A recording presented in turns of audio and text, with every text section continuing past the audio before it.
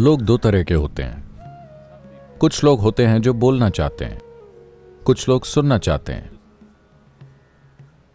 आपको फैसला करना होगा कि बुद्धिमानी किसमें है। कुछ लोग व्यक्त करना चाहते हैं, कुछ अनुभूति करना चाहते हैं। यह अनुभूति है जो आपके जीवन को बेहतर बनाती है, न कि अभिव्यक्ति। मुझे पता है कि आप फ्रॉइड की संतान हैं, क्योंकि आधुनिक मनोविश्लेषण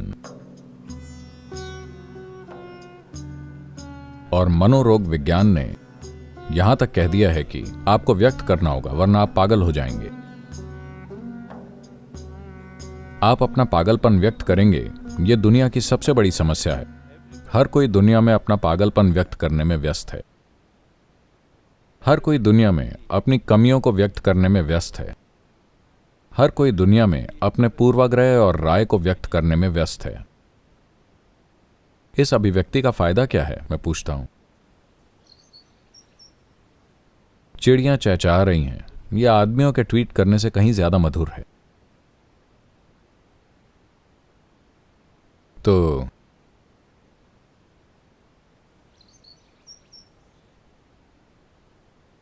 अभिव्यक्ति जीवन को खर्च करने की तरह है।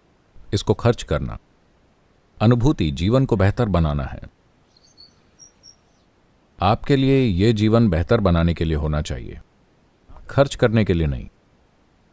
मैं चाहता हूं आप इस पर ध्यान दें। जीवन के इस पल में आप बस आराम से बैठिए और उन सभी चीजों को देखिए जिनकी अभिव्यक्ति आपसे हुई है। सामाजिक नजरिया छोड़ दीजिए, बस जीवन की तरह देखिए। आप एक दिन पैदा हुए और आप एक दिन मर जाएंगे। इसके बीच में वो सारी चीजें जो आपने कही हैं और की हैं और व्यक्त की हैं, इनका मतलब क्या है? जीवन में इनका महत्व क्या है? आपके जीवन में या किसी और के जीवन में? ठीक है, इस पल में मैं कुछ कह सकता हूं और किसी को प्रभावित कर सकता हूं। शायद मैं किसी बच्चे को कुछ सिखा सकता हूं और क्या कहते हैं, उसे कुछ सिखाने में, सही से रहने में सहायता कर सकता हूं या ऐसा कुछ। लेकिन असल जीवन में, जीवन के अंश के रूप में इसका क्या मतलब है? जो भी चीजें मैंने व्यक्त की हैं, इनका कोई मतलब नहीं है। लेकिन जो भी आपने अनुभूति की है, वो आपको जीवन में आगे, काफी आगे लेकर जाएगा।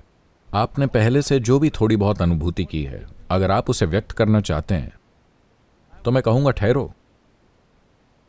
ये बेचैनी, आप जानते हैं, पूरी दुनिया में है। ये एक अमेरिकन चीज हुआ करती थी, लेकिन अब ये हर जगह है। हर कोई बेचैन है। इससे पहले कि वो 20 साल के हों, वो चाहते हैं कि उनके जीवन में सब कुछ हो जाए। हर चीज जो आप जीवन में कर सकते हैं वो हो जानी चाहिए, क्योंकि इस चीज की बेचैनी है। एक डर है कि कहीं आप खुद को व्यक्त ना कर पाएं। अभिव्यक्ति के लिए डरने की जरूरत नहीं है, क्योंकि अगर आप अनुभूति की गहराई में जाते हैं तो आपकी अभिव्यक्ति शाब्दिक नहीं, कर्म से नहीं, बल्कि आकाशीय तरीके से होती है। और यही लोग हमेशा जीवित रहते हैं। आज मेरे अनुभव में, अगर मैं बस बैठ जाऊं, मेरे लिए चाहे आदि योगी हों या कृष्ण या बुद्ध या कोई भी योगी जो अपनी भौतिक प्रकृति से परे जिए, वो सब मेरे लिए अभी यहां पर हैं। वो यहां जीवित हैं, वो भूतकाल में नहीं हैं। जब मैं उनके बारे में बोलता हूं, मैं ऐसे बात करता हूं जैसे वो यहीं हैं, क्योंकि वो यहां हैं। जब आप अपने शरीर से काम करते हैं तो ये अस्तित्व में एक तरह के निशान छोड़ता है और ये मिट जाता है। अगर आप अपने मन से शक्तिशाली तरीके से कुछ काम करते हैं तो ये बड़ा निशान छोड़ता है, लेकिन ये कुछ समय बाद मिट जाता है। अगर आप अपनी भौतिक ऊर्जा को विशेष तरीके से गुंजायमान करते हैं तो ये एक बड़ा, बहुत बड़ा निशान छोड़ता है जो बहुत लंबे समय तक रहता है, फिर ये मिट जाता है। अगर आप इससे परे कुछ करते हैं, आप अपनी मूलभूत चेतना से कुछ करते हैं, तो जो निशान आप छोड़ते हैं वो हमेशा के लिए होते हैं। जब धरती नहीं रहेगी, आपको पता है, आप जानते हैं, सौर मंडल का अपना एक जीवन काल है। जब ये अपने में ही समा जाए या फट जाए, जिस तरह से भी ये खत्म हो, धरती के जाने के बाद भी जो कुछ खास लोगों ने छोड़ा है वो रहेगा। आपने मार्कंडेय के बारे में सुना है? मार्कंडेय सौर मंडल का विनाश होने पर भी जीवित रहे और फिर वापस आए, क्योंकि जो आप अपनी चेतना के साथ करते हैं वो भौतिक चीजों के साथ नहीं मरता है। भौतिक चीजों के मरने का मतलब किसी इंसान के मरने से नहीं है। जब सौर मंडल भी मर जाए, ब्रह्मांड भी मर जाए, पूरी गैलेक्सी मर जाए, जो आपने चेतना के स्तर पर किया है वो नहीं मरेगा। यह हमेशा के लिए निशान छोड़ता है और हमेशा के लिए उपलब्ध रहता है। किसी भी प्रकृति का कोई भी जीव जो जरूरी बोध रखता है, उस जीव के लिए यह हमेशा उपलब्ध रहता है। तो अपने जीवन को अभिव्यक्ति पर फोकस ना करें, यह बेकार जाएगा। Perception. Let this life be a lifetime of perception. अनुभूति, इस जीवन को अनुभूति का जीवन काल बनाएं। सारी साधना ज्यादातर अनुभूति की दिशा में होती है। अभी एक टीचर ट्रेनिंग प्रोग्राम चल रहा है, हम उनसे वो बोलने को कह रहे हैं जो वो जानते भी नहीं है।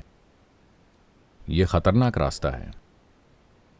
मैं लगातार उन्हें सावधान कर रहा हूं। एक टीचर को हमेशा अलर्ट होना चाहिए, नहीं तो अज्ञानता आत्मज्ञान का रूप ले लेगी, जो कि बहुत बहुत खतरनाक है, जो हर जगह हो रहा है। किताबें और इंटरनेट लोगों के साथ यही कर रहे हैं, कुछ भी ना जानते हुए आप सब कुछ जानते हैं, है ना? तो सबसे महत्वपूर्ण चीजों में एक, अगर आप अपने जीवन में आकाशिक तत्व कुछ मजबूती और उपस्थिति के साथ लाना चाहते हैं, तो एक चीज है, लोग सालों के लिए मौन में क्यों जाते हैं? कोई अभिव्यक्ति नहीं, केवल अनुभूति। क्योंकि आप कह क्या सकते हैं? आइए सुने, ये सुने कि सृष्टि और सृष्टिकर्ता क्या कह रहे हैं। हमें सुनना है, हमें अनुभूति करनी है, व्यक्त नहीं करना है। तो साधना ज्यादातर 95% अनुभूति की तरफ है।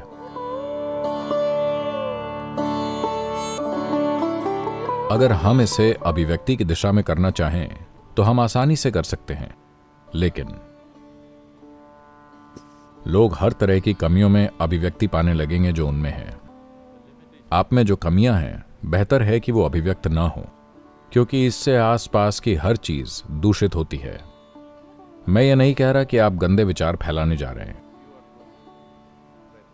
या गंदी भावनाएं, गंदी ऊर्जा, नहीं।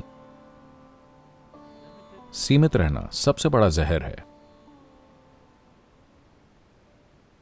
ऐसा नहीं है कि आपको कुछ नकारात्मक करना है। सीमितता आपके कष्टों का आधार है। सीमितता आपके कष्टों का मूल कारण है। सीमितता जो लोगों ने फैलाई है, विचारों की सीमितता, भावनाओं की सीमितता, अनुभव की सीमितता, सबसे बड़ा जहर है जो लोगों ने निगला है। ये जितना कम बाहर आए उतना ही अच्छा। बिल्कुल बाहर ना आए तो सबसे अच्छा। लोग यहां 25 साल से साधना कर रहे हैं, हम उन्हें एक बार भी बोलने नहीं देते, क्योंकि उन्हें व्यक्त नहीं करना है। उन्हें बस अनुभूति को गहरा करना है, लगातार गहरा करते जाना है, क्योंकि आपको जो अनुभूति करनी है वो करोड़ों गुना, हजारों, लाखों, करोड़ों गुना उस चीज से बड़ी है जो आप कभी व्यक्त कर सकते हैं।